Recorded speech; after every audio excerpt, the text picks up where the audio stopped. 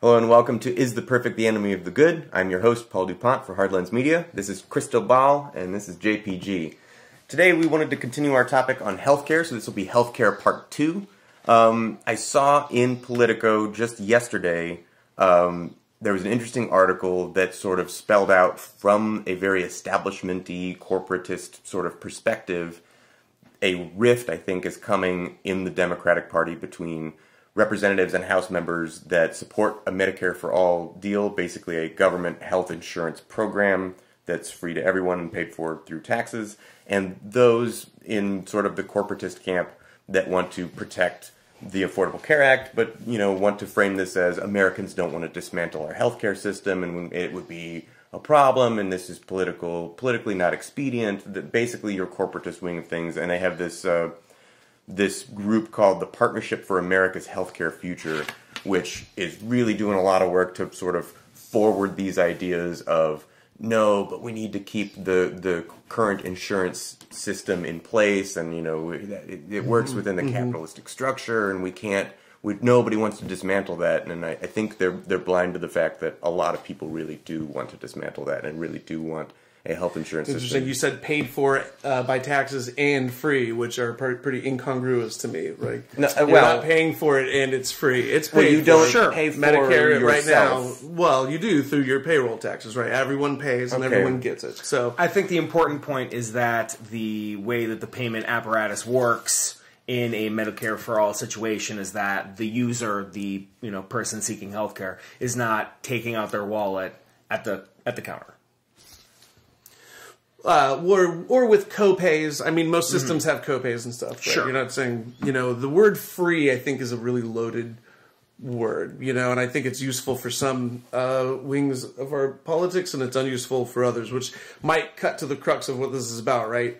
You have one side saying, you can basically get here doing this, or you can do this thing where we say, hey, it's free. Hey, there's this Medicare for All, it's free, it's a little taxes, we don't want to talk about.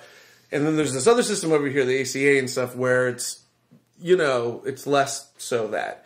It's less so that. Yeah, it is less so that. Would you care to expound upon how it's less so really, that? the differences are almost a matter of rhetoric, right? I mean, that's kind of what the charge is that the general electorate can't handle Medicare for All. They can't handle someone saying, hey, you're going to get something for free. There's part of them that feel like, oh, that's impossible. So rhetorically, it's useful on the left, but it's not useful in the general. Therefore, here's this big corporatist wing of people that are represented by pharmaceutical companies that can justifiably come out and say, hey, we shouldn't do that. We should do this other middle-of-the-road thing that, by the way, makes us a bunch of money and gets us an incremental step towards the thing rather than this rhetorical leap. I think the difference is rather minor, and I'd rather not. It does suck that there's this battle line. I don't think it's minor, and this is the point I wanted to make in the last video, and I think it's really, really important to note. Basically, what the Affordable Care Act, what Obamacare is, it's a right-wing healthcare plan. It's a plan that says you're mandated to purchase health insurance, and if you don't, we're going to tax you extra. There's a fine for not paying into a private industry. And there's a problem with that private industry. The entire thing is predicated on the idea that, and it's a correct idea, that as you aggregate a risk pool and get people paying into it, when incidental large risks pop up, you have the capital to take care of it. Yeah. That's the idea, right? But now we've said, okay, well, each state has its own laws, and so we're going to have, factions of our company that operate in each state separately, and there are multiple different companies that are doing this to cover the American people, which means that they're all getting their own piece of the pie, which means their risk pool is inherently smaller than if you were to aggregate them. So this is the problem. No, I haven't done yet, though. There's a financial feedback loop that is a problem between that private health insurance system that wants people to pay into it and then wants to deny service when it can to save money, and what it's paying for the generic drugs or the medical devices that they're offering to their clients. Oh, you have a crutch that costs less? That's okay, but don't you want to make more money? I want to make more money too. So let's make it cost more so that I can justify... Which I think is an antitrust situation, so I agree with you 100%. That frames Medicare for All purely as a change in a payment apparatus then.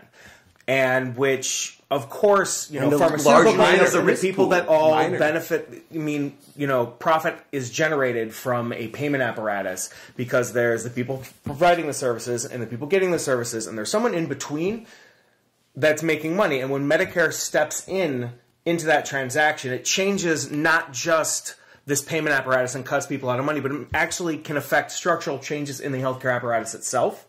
I mean, what happens when you ask doctors and nurses how they would feel about a single payer system? About the change in how paperwork is done, the amount of staff that have to be usually employed. I think they usually support it. And I think that makes it even more clear that it's not just a question of a payment apparatus, because that's the conversation that's being had. Because these people who don't want to, upset the apple cart with disturbing the ACA while fighting for Medicare for all have the vested interest in continuing the existing payments structure. Because the ACA, like you said, is a right-wing business. It feeds into an existing thing, which seems really easy in the moment because it can be incremental. It can be good. Okay. It can be that incremental movement away from what we have to something else. But I don't think that's drastic enough anymore, which is why people are demanding Medicare for all. Sure. Let me ask you about privatization and for-profit healthcare. Right. I mean, any system, international systems, you have, even European systems, they have government insurance companies, but private practice doctors are it's still a for-profit business. You get into the medical field to make money, and you can have speculation. People can buy hospitals and gamble on hospitals and see if they're money-making things.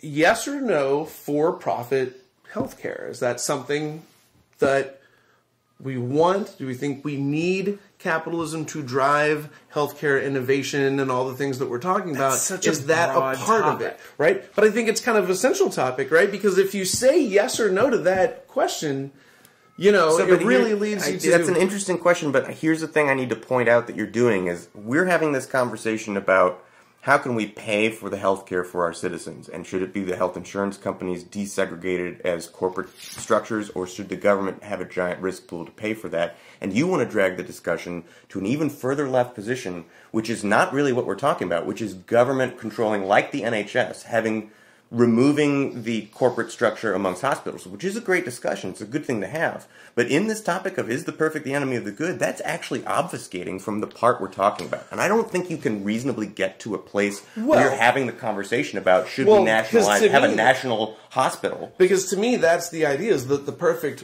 would make healthcare a not-for-profit business, and people's lives are not something that you gamble on at the casino, right? Ideally, that's not the case. Ideally, we tax everyone, we throw everything in, and we say, hey, what is it fair for us to all pay that everyone can live and get the best stuff that we have in the Star Trek universe? We would all agree with that, right? And I don't think that's a for-profit system. So when we're talking about perfect enemy of the good, I think these compromised systems that you have and the instinct to compromise on them is baked into this because in an odd reversal here, I don't know.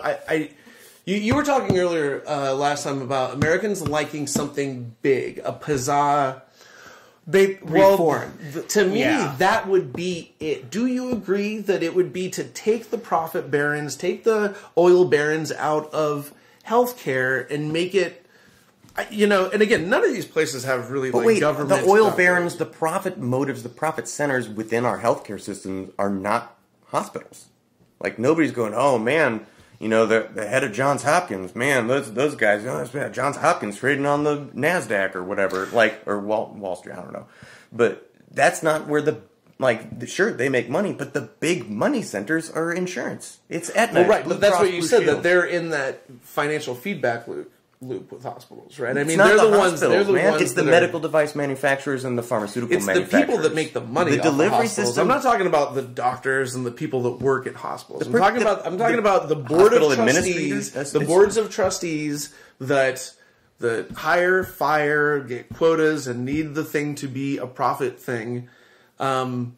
Is that a system that we need? Is that something that we want? Is it because is the government absconding of its responsibilities and duties by just overseeing a for-profit thing? It's like being mad at the administrative staff of a museum. Unlike garbage pickup, unlike other governmental services that you have in cities, like fires. There's a fire. Do we put it out? Healthcare is an intangible. It's like education and security. Police forces. Do you feel safe? Do you feel educated? I just think you're trying to make an issue where there isn't one. Well, the issue first off, is... I think that something closer to what you want to talk about is maybe something like public utilities and how we've granularly pulled it apart to find ways to make it government Privatized. regulated, but also privatized in this weird, almost like hybrid states. Where we're forcing between people the to buy two. private insurance, right? I mean, Yeah, and that creates buying power. Like, there's still a money transaction going on in there because, like, an entire city is buying do you think that's electricity at healthy? once. Should we have that in our system? Like competition and stuff like that? Well, I think the benefit that Medicare for All offers in this area is that it creates one giant entity that has massive buying power, because that's what it would take to negotiate prices with private industries and for-profit insurance companies to make this reasonably affordable in any way, shape, or form. And that is the Herculean step in that. I think the country has in some kind of proper frame. I mean, if like half the Democratic Party is still thinking about possibly like just wanting to leave ACA what it is, Well, that's they question. understand Is the it gravity. half? Is it really half? And right, that's what you set up. Is this a real thing? Do half of Democrats really think that we should pump the brakes on Medicare for all, or is this a canard from leadership? I think it's obvious. I think more than half of Democrats in elected office want to keep the ACA. You mean voters.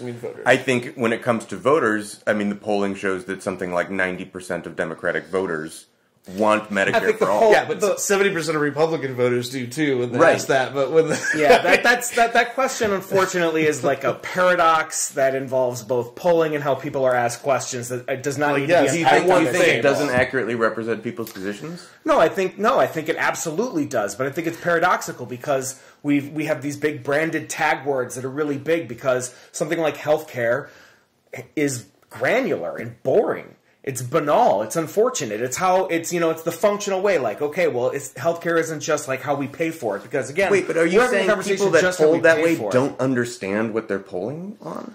You I'm think they s- don't understand that we're talking about a government insurance program that is given to everyone?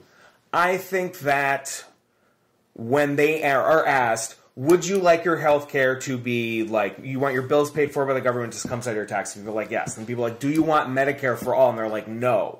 Because Medicare is an existing structural system that has its bonuses for sure and its weaknesses. There's leaks in that boat. I'm not saying they're big enough to like not want it for everybody. But I am saying that they exist enough to have forced an optic onto the way people take that information in. I think that, again, we're back to that, like, Medicare for all might actually not be far enough because we might have to tear it down something and come with something that doesn't have the word Medicare in it. There's the classic thing with gun control when they, like Rasmussen poll or something, they're like 90% or some huge number of Republican voters said, would you support universal background check? And they're like, totally. And then asked the same question, would you support Congress enacting legislation requiring universal background checks? And they were like, no, because it would give the Democrats a victory. Okay. So like an obvious, like, picking your team, like, over good public policy, even if you agree with it, taints those polls. We would need to absolutely look at the specific methodology to make the claim that the questions asked were misleading. I think that the Politico article that you brought up earlier mentioned the fact that this group has hired a PR firm consisting of former staffers for the Clinton and Obama administration. I mean, that in and of itself has to be evidence enough that it's about branding. And that's how they will defeat a concept that has been stuck with the name Medicare for all. It would be the fourth presidential election cycle in a row that Democrats make healthcare their number one issue. It's not crazy to walk up to the Democratic platform and be like, let's focus on some other stuff right now. Because they didn't repeal the ACA. I mean, that's incredible. The incremental step that the Republican Party wanted to do, they couldn't do. And now we have a chance, the argument that they're making, I'm not saying I agree with it, but the argument that they're making is like, hey, maybe this issue has been we've been victorious on. Hell, they just won the midterms with a really disciplined Democratic message talking about the benefits of the ACA with the pre-existing condition stuff. It's not crazy as strategic as a Democratic strategist to say, let's not veer to the Medicare for all. I think you can say that that is a valid argument, but I am far from convinced that this group is making that argument in good faith. Making that argument in good faith, I think we could agree, is Sure. dubious. Well, So, yeah. I think that's a great place to stop for today. All right, yeah. Thank you again for having this conversation with me, gentlemen. I find it always enlightening. What's your final thing? Yes or no? I think for profit or no healthcare? I think that either.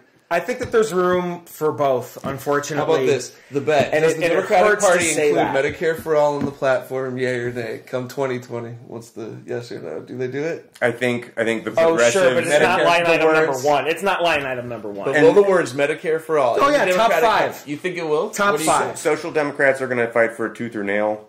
Yeah, it it'll gonna be in happen? the top 5 lines. You heard it here first. I will don't take think that it will back. happen. I think Top You're saying 5. yes. You're saying no. I'm not saying headlining though. You're saying I yes. want No. it to be. But I what absolutely is your want bet? it to What be. is your bet? I'm pessimistic on this one. I don't think. Me Oh, too. We got hold one on, yes hold on. and 2 Can I have a no's. side bet? Can I have a side bet? No matter where it lands in the line items of their party platform, Green New Deal will be above it. Oh, Yeah. I do want to point out we Hot take. did have a comment on our part 1 healthcare. We briefly mentioned China, and somebody wrote in and said, "That's interesting. What's the Chinese healthcare system?"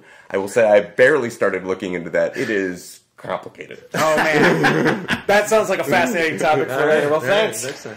All right.